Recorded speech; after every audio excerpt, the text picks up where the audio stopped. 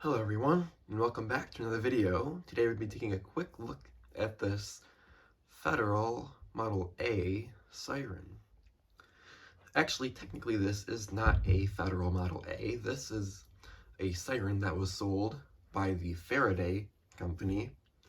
And really what they did was they bought the sirens and alarms from other companies and just rebranded them. This is a siren that was made by Federal, and on the inside it has a sticker on the motor that says that it was made by Federal. It just has a different nameplate on the back of the siren, which is the only difference between this and an actual Model A. So that's why I call it a Model A. So I picked the siren up last weekend. It was for a really good price, I think, and that was really my only reason to buy it. Now, when I got it, it supposedly didn't work. The bearings were completely locked up, and it was squeaking when the rotor was turned. So I opened it up and lubricated the bearings, and now it works much better. I still don't know if it's working correctly, but it certainly seems like it is. And whether the brushes are necessarily good anymore or the bearings need to be worked on more, I don't know, but for now it works perfectly fine, and I don't plan on taking it apart anytime soon.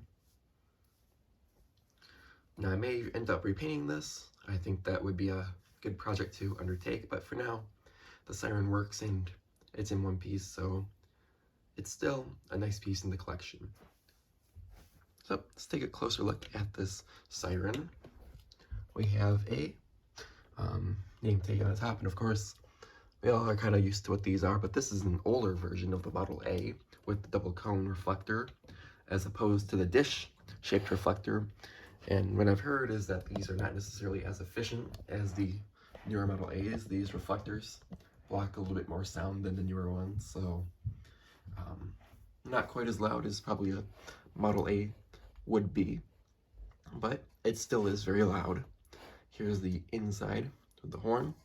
You can see the rotor in there. It does have a little bit of paint on it, but other than that, it's fine. Spins perfectly fine. It's actually supposed to spin counterclockwise, and it spins pretty freely. I don't have a video of it, how it was before, but it did not spin like that. And see, if you can look on the inside, you can kind of see the ports. You can kind of see those opening and closing when I spin it.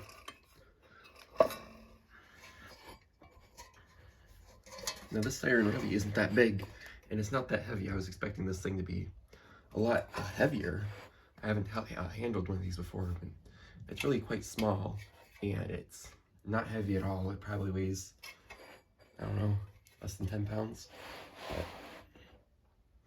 really, cute little siren. Now let's take a look at the tag on the top of the siren. Now it's been painted over, so you won't really be able to make it out. There is some stuff you can kind of see the date, and it's 1.2 amps, 67. But a lot of the other information is unfortunately covered up.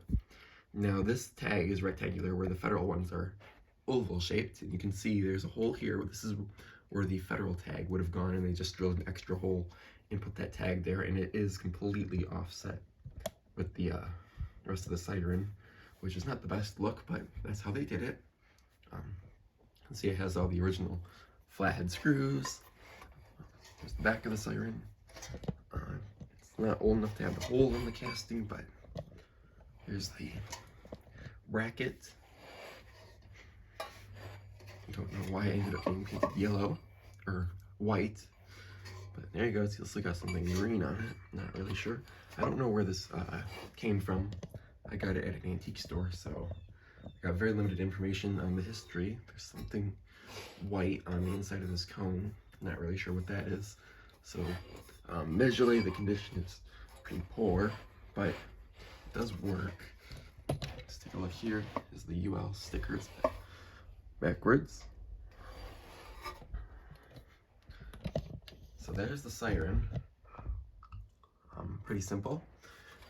Now these smaller sirens really aren't that loud, but they were used for things like dams. They were used on the dams to warn anyone when the gates were going to open or close. They were used at intersections to clear it. You can see a bunch of these. I don't even know if they're still in service, but they're not too rare, but this style is a little bit harder to find than the more modern version of the Model A, and this one is still a very nice find. So, with that said, that's it for this portion of the video. We'll go ahead and test it. I've actually already tested that, so I'll play that clip now. Alright, so I've moved to a different location, and now I've got the siren just facing down, so it's not as loud. And we'll go ahead and test it in 3, 2, 1.